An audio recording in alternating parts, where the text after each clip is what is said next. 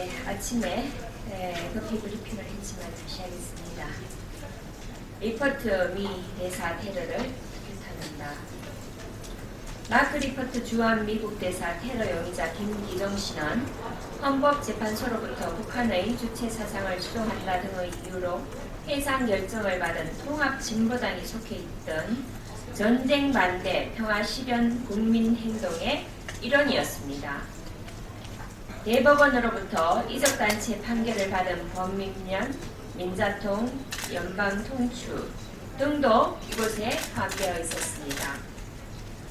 허울이라도 평화를 내세웠던 그가 테러라는 극악한 방법을 선택한 데에 대해 경악을 금치 않을 수가 없습니다. 가장 우려스러운 점은 김기동 씨가 교수라는 직함을 가지고 청년들을 가르쳤다는 것입니다. 김기동 씨는 1997년부터 10여 년간 성공회대 교양학부 외대 교수로 재직한 것으로 확인이 되었습니다. 몰지각한 반미 인사들에 의해 한미동맹에 균열이 가는 일은 없어야 합니다. 정부 당국에 빈틈없는 대응을 당부합니다. 공무원 연금 개혁입니다. 공무원 연금 개혁 특위활동 67일째입니다. 당초 예정된 특위활동 기간 동안 100일의 막바지를 향해 가고 있는데 공무원 연금 개혁의 진전은 더디기만 합니다. 하루빨리 새정치민주연합도 공식적인 안을 제시하고 공무원 단체도 안을 제시해서 테이블 위에 놓고 최저안을 도출해야 합니다. 문재인 새정치민주연합 대표는 정부 여당이 공무원 연금 개혁에 나선 것은 매우 용기 있고 잘한 일이라고 하면서도 어느 나라든 연금 제도를 뚝뚝 바꾸지는 않는다. 새누리당이 제출한 개정 법안을 연내 처리하면 최단시간 처리로 세계 신기록이 될 것이라고 비꼬았습니다. 여야 합의로 정한 공무원 연금 특위 활동 기간 내 개혁을 완수하는 것이 진정 뚝딱이라고 생각하는 것인지 문재인 대표에게 다시 한번 묻고 싶습니다. 참여정부에서 공무원 연금 개혁을 시도할 때 다룬 것은 한국의 공무원 연금이 아니었습니까? 그때는 아무 고민도 하지 않았던 겁니까?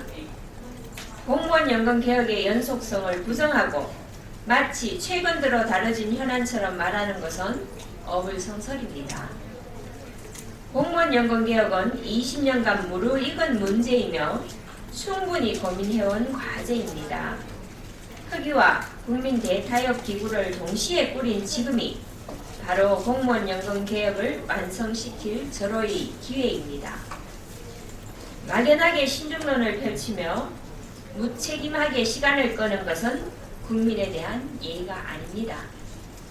문재인 대표는 하루빨리 공무원 연금 개혁에 대한 입장을 밝혀야 합니다.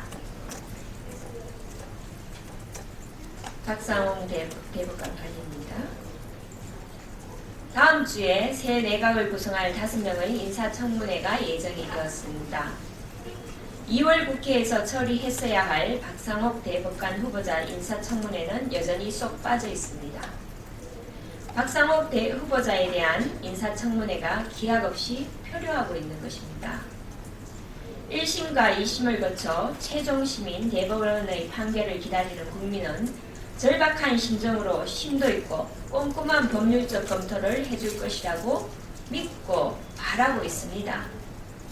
공석인 대법관의 몫을 나머지 8명이 부담하는 불안정한 시스템이 장기화되어서는 안 됩니다. 박상옥 후보자는 대법원장 몫으로 추천된 후보입니다.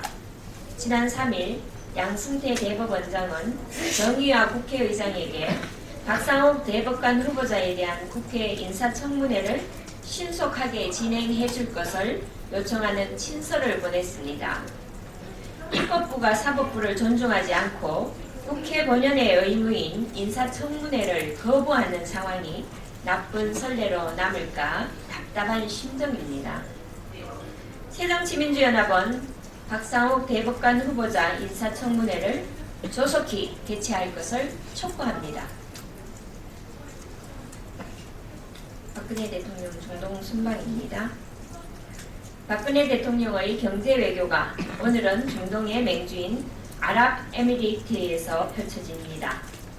사우디아라비아와의 스마트 원자로 수출 양해각서 체결, 문화, IT, 의료 등 새로운 분야에 관한 협력 강화 등 지난 4일간의 일정 동안 찬란하게 밝혔던 세일즈 외교 청신호들이 아부다비에서도 또 한 번 불을 밝히기를 기대합니다.